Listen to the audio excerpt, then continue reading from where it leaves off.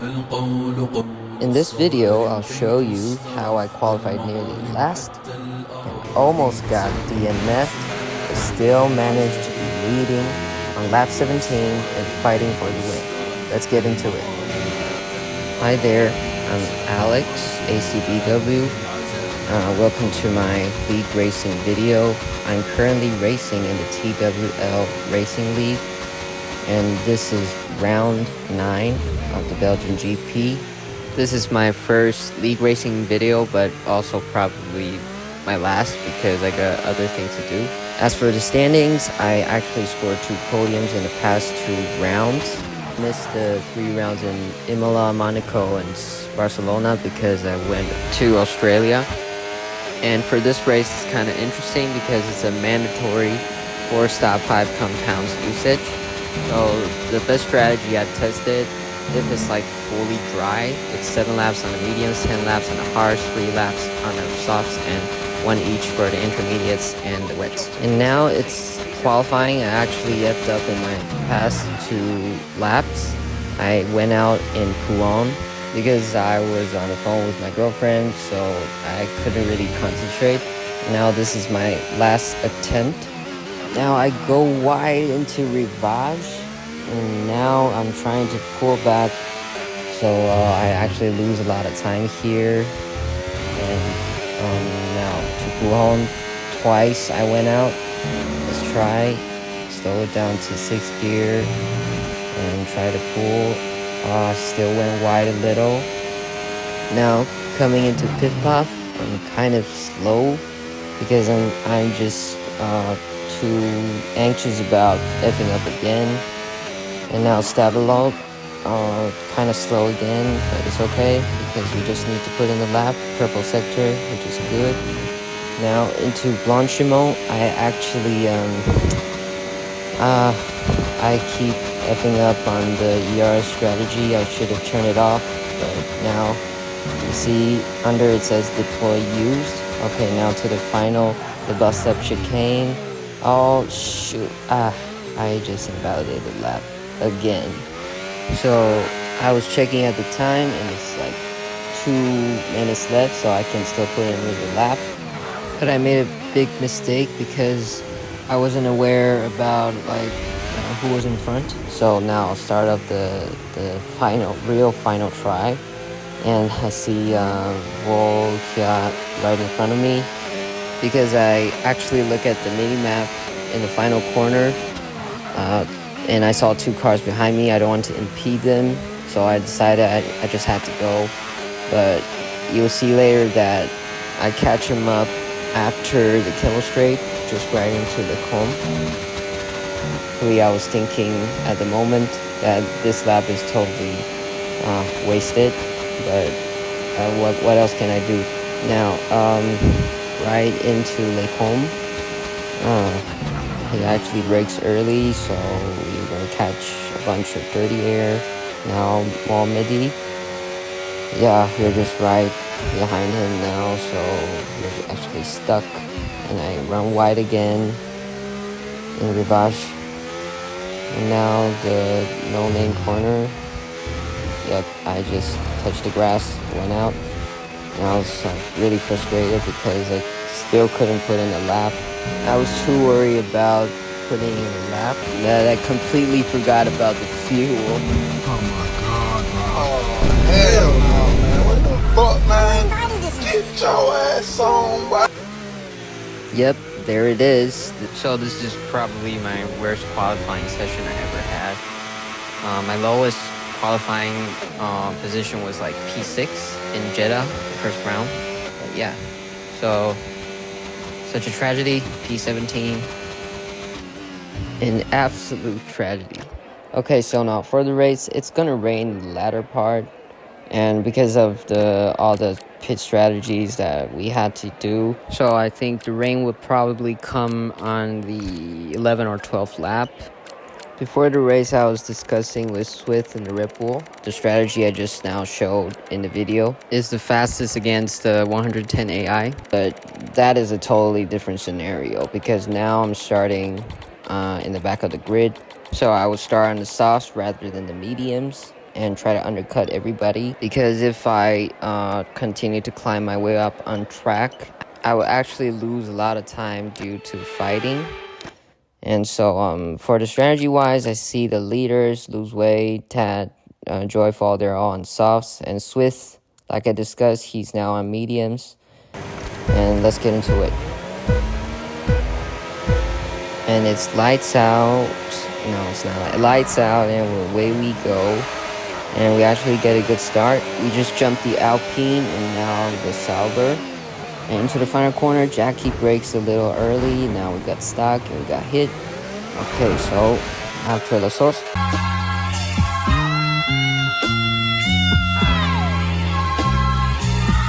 And we got hit by the Haas, and we got miraculously, we didn't even get any damage. And now into Radion and the Rouge. The Sauber cuts the corner. Now we're running alongside. We have to make the pass, or we have to defend. Yeah, so into Lecombe. I braked kind of early because I thought that he would try to squeeze me out, but yeah, he drove really cleanly and gave me space. So yeah, I made the overtake.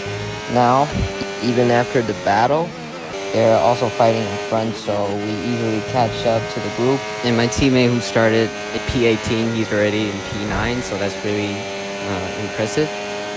But we catch the group, and if we continue to fight, probably gonna lose more time. So I decided maybe it's time to go for a really bold strategy and try to pit on the first lap. So here we dive into the pits, and I'll show you how clean air works so well for my wrist. Okay, so now out of the pits, I'm actually 11 seconds behind Jackie, who's in P17. And yeah, you can see to P16 is only just 14 seconds. So I'll show you at the end of the lap how much we gain. So this is the end of the lap, and now to P17 is only 2.1, even minimizing the gap, now 1.6, and to P16 is now 6.7 seconds. So we actually gained around like 7 to 10 seconds, and now we make an easy overtake on Jackie. I think he has damage. Okay, so at the end of lap 3, people on the softs are starting to pit, and we made a massive undercut and also took the fastest lap, although it's kind of slow because in practice I can do the low 44s. Now, the end of lap 4, we actually catch Oblivionus, who we had a collision. Okay, so on the mini-map, I was thinking whether to overtake him in La Source, because I don't want to be eaten up on the Camel Straight. But I saw like there was a red dot running out of the pits, and it's Malin. So now we do get DRS, so we wouldn't get eaten up, and we can get an easy overtake. I was kind of clumsy here, but yeah, I was just trying because I saw the Haas closing in like really rapidly, so I had to block him a little, and now I made the overtake.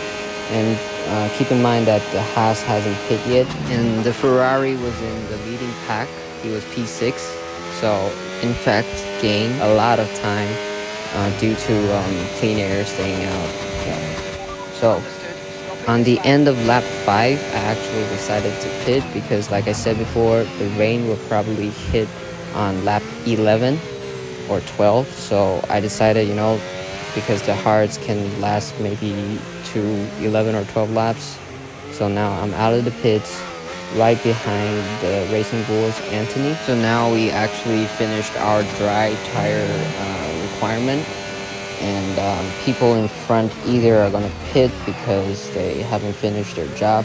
And if the rain hits probably on lap 10 or 11, like earlier than I expected, then their strategy will be totally messed up, because the weather forecast has shown it wasn't going to stop raining. It would just be lighter, and we would actually be really prepared for the wets.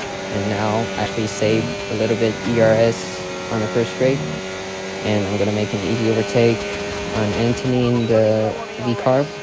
Yep. Pay attention to the car in front. He is Swift, who started in P4. He actually used the strategy that I suggested, so it's medium hards and softs. So he gained a lot of time in 2 laps. It was like 0.9, now it's 2.1, and Tad, he hit the wall out of the pits. It was kind of unfortunate, so he started P2, he's now DNF'd, and there's a virtual safety car.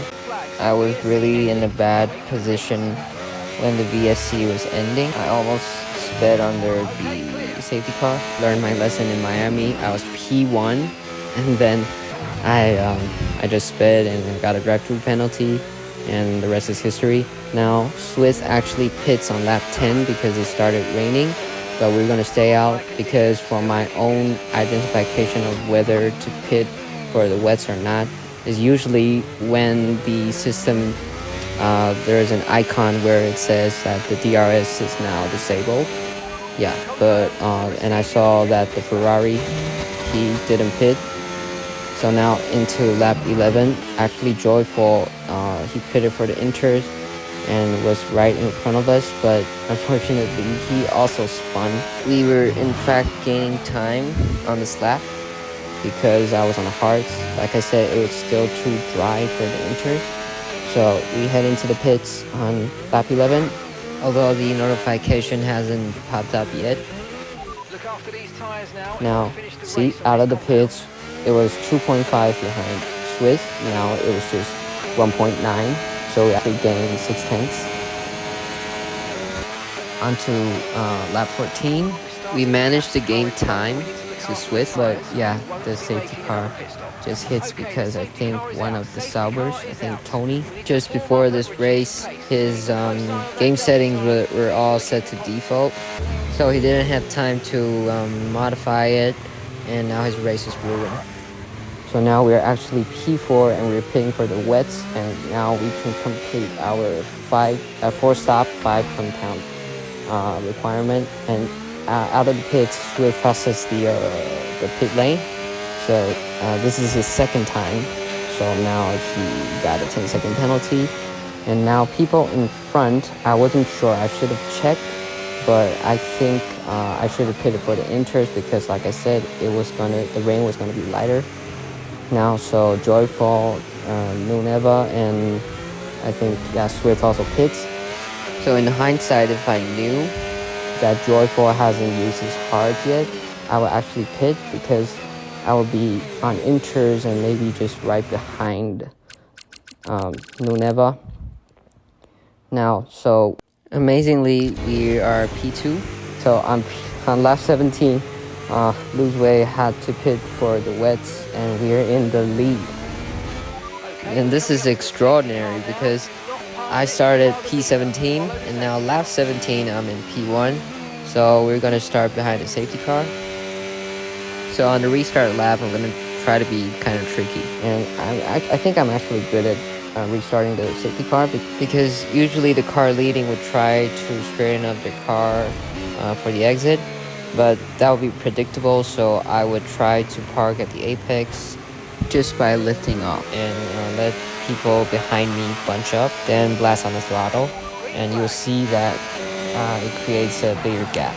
After La Source, we are 0.8 ahead of P2, and I think after Radion and Irouge, we will actually be a second ahead. But we still got people who are behind on the intermediates to worry, especially Swift. He passes my teammate. I think they had a collision, but my teammate didn't report it. Okay, so to lap 19, we are actually 3.5 ahead of Swift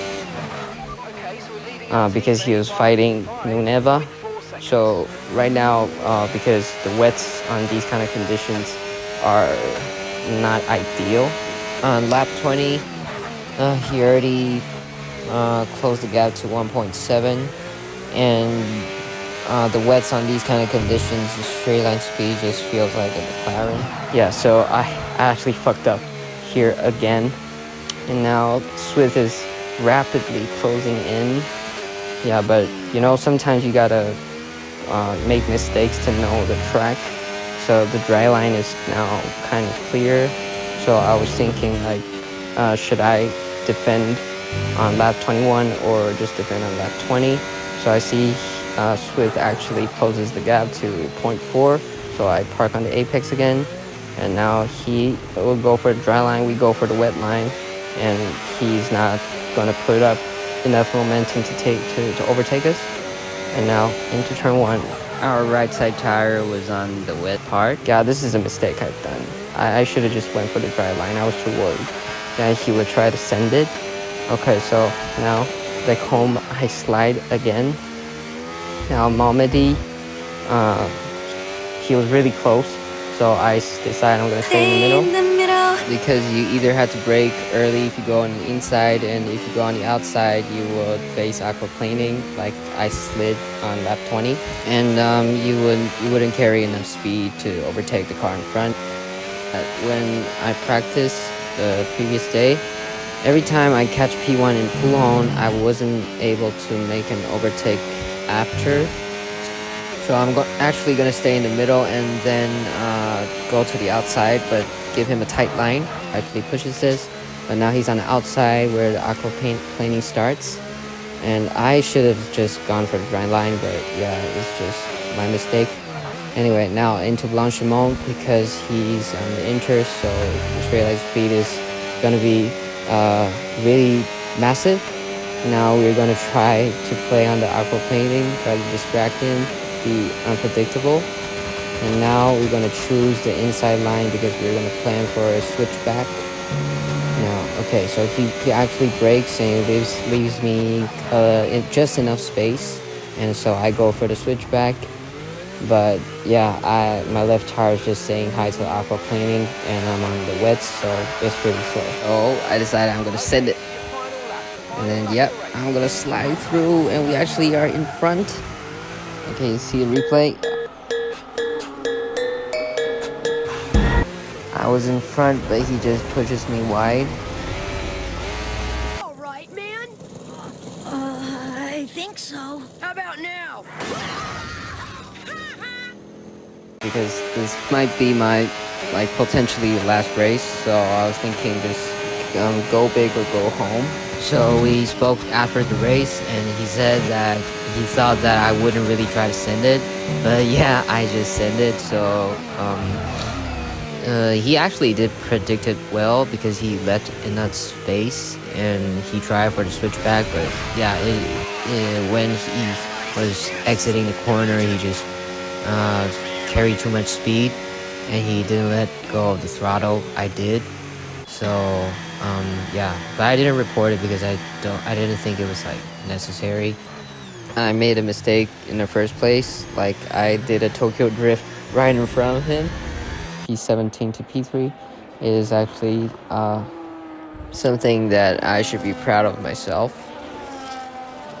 Yeah, but these things will be just some things maybe when you're gonna sleep, you will think of it and say, oh my god, I should have chosen a better way, or try to drive the dry line, don't make any mistakes. Yeah, these are the regretful moments that will keep you awake. I was so close because I've been doing these kind of last to first challenges against the 110 AI, and this is a golden opportunity online, but yeah, I just messed it up.